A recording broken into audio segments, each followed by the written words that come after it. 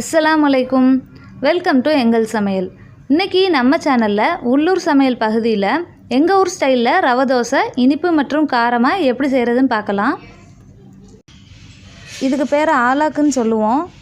இதில் 200 அளவு பிடிக்கும். இப்போ ரவையை இதில் 1.5 அளவு அளந்து போடுறேன். அதாவது 1/4 கிலோ ரவை எடுத்திருக்கேன். அதோட கொஞ்சோண்டு ஜவ்வரிசி சேர்த்து கொஞ்சம் தண்ணி சேர்த்து அதை லைட்டாக களைஞ்சி அந்த தண்ணியை இருத்து வச்சிடலாம்.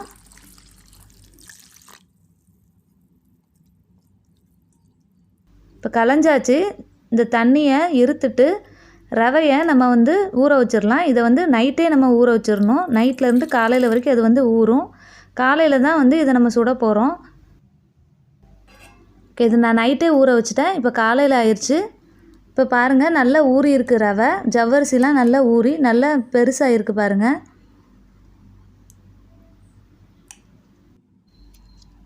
இப்போ இதோட 1 டம்ளர் அளவுக்கு பாக்கெட் பால் சேர்த்துக்கலாம். 1/2 டம்ளர் தண்ணி சேர்த்துக்கலாம். 2 டேபிள் ஸ்பூன் அளவுக்கு மைதா மாவு சேர்த்துக்கலாம். இப்போ இதை நல்லா கலந்துடலாம். பாக்கெட் பாலுக்கு பதிலாக தேங்காய் பால் கூட சேர்க்கலாம். சேர்த்தா டேஸ்ட் இன்னும் நல்லாயிருக்கும். இப்போ இதுதான் மாவோட பதம். நம்ம சாதாரணமாக தோசை சுடுவோம்ல, அந்த மாவு பதத்துக்கு இருந்தால் போதும். ரொம்ப தண்ணியாக இருந்தால் இது சரியாக வராது. தோசை பிஞ்சு பிஞ்சு வரும். ஏன்னா ஜவ்வரிசி வரை நம்ம சேர்த்துருக்கிறதுனால.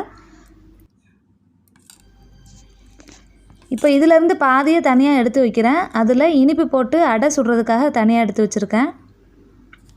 இப்போ ஒரு பாதியில் 3 டேபிள் ஸ்பூன் அளவுக்கு சர்க்கரை சேர்த்துக்கலாம். சர்க்கரை அளவை எடுத்து காட்டுறதுக்காக ஒரு பிஞ்சு உப்பு சேர்த்துக்கலாம். சேர்த்துட்டு இதை நல்லா கலந்து வச்சிடலாம்.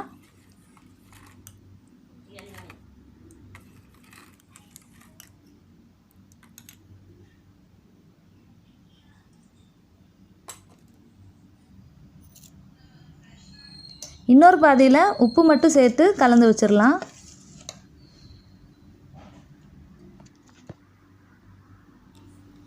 ஒரு கப்பில் 2 டேபிள் ஸ்பூன் நெய் சேர்த்து கொஞ்சோண்டு எண்ணெய் சேர்த்து அதை நல்லா கலந்து வச்சுக்கலாம்.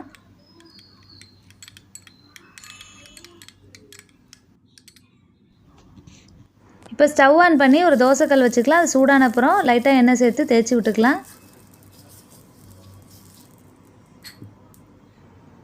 இப்போ நம்ம கலந்து வச்ச நெய்யிலேருந்து 1 டீஸ்பூன் ஊற்றிக்கலாம். இப்போ தோசை மாவை நம்ம ஊற்ற ஆரம்பிச்சிடலாம். இது சாதாரண தோசை மாதிரி ரொம்ப பெருசாக நம்மளால் முறுமுறுன்னு பரத்த முடியாது. இந்த மாதிரி லைட்டாக தான் பரத்த முடியும்.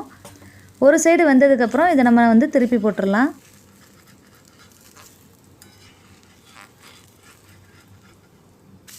இது டக்குன்னு பிஞ்சு வரும். அதனால் கவனமாக திருப்பி போடுங்க. இப்போ இந்த சைடும் வெந்துருச்சு, எடுத்துடலாம். இதே மாதிரி தான் உப்பு கலந்து வச்ச மாவுலையும் தோசை சுடணும். அவ்வளோதான், ரொம்ப சுவையான ரவை தோசை ரெடி ஆயிடுச்சு. இது சாப்பிடும் போது அந்த ஜவ்வரிசி நம்ம வாயில் தட்டிட்டு ரொம்ப டேஸ்ட்டாக இருக்கும்.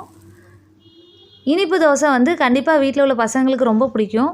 கார தோசைக்கு நம்ம சட்னி, சாம்பார், கறி குழம்பு எதுனா வச்சு சாப்பிடலாம். ரொம்ப டேஸ்ட்டாக இருக்கும். இந்த ரெசிபி நீங்கள் ட்ரை பண்ணி பாருங்கள். எப்படி வந்துச்சுன்னு கமெண்ட் பண்ணுங்கள். இந்த வீடியோ உங்களுக்கு பிடிச்சிருந்துச்சுன்னா லைக் பண்ணுங்கள். எங்கள் சமையலுக்கு சப்ஸ்கிரைப் பண்ணுங்கள். தேங்க்ஸ் ஃபார் வாட்சிங்.